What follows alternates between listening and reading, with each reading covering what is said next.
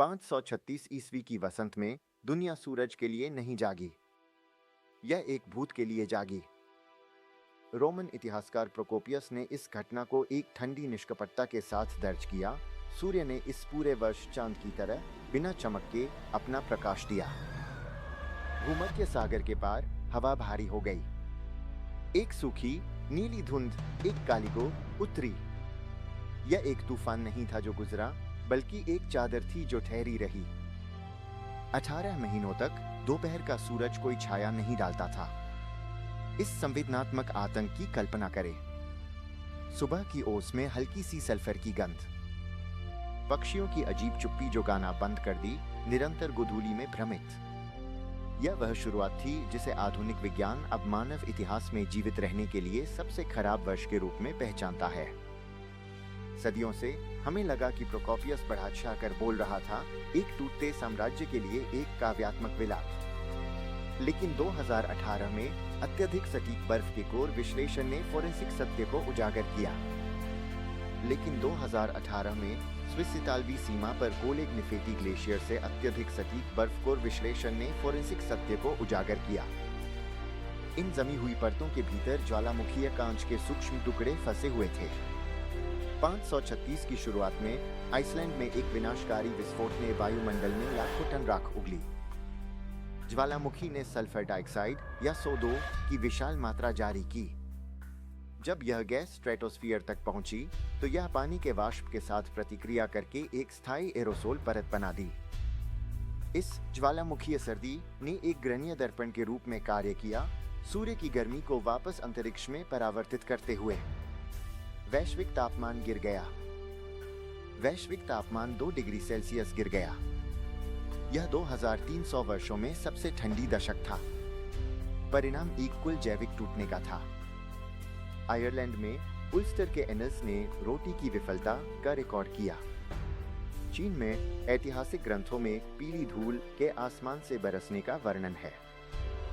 चीन के ऐतिहासिक ग्रंथों में पीली धूल का आसमान से बरसना और किंग और वी प्रांतों में फसल को मारने वाली गर्मियों की ठंडक का वर्णन किया गया है।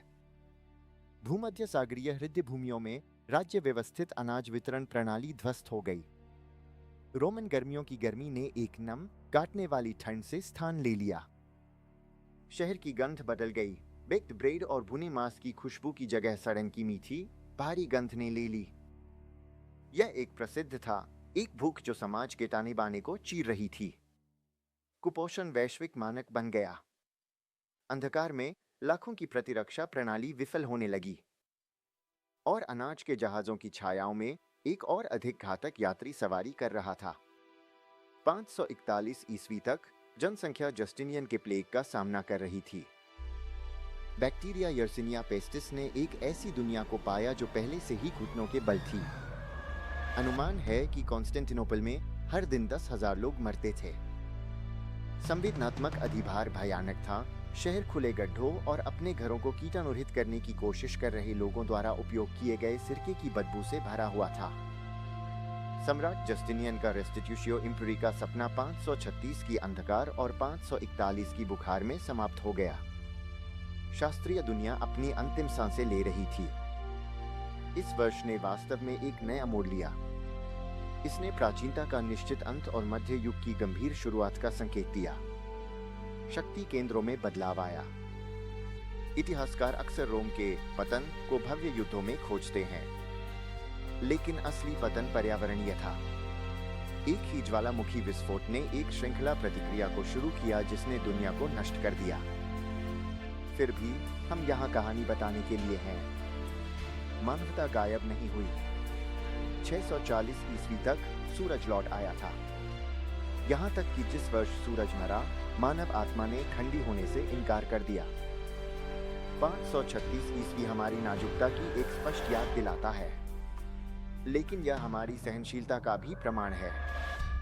मानव आत्मा ने ठंडी होने से इनकार कर दिया।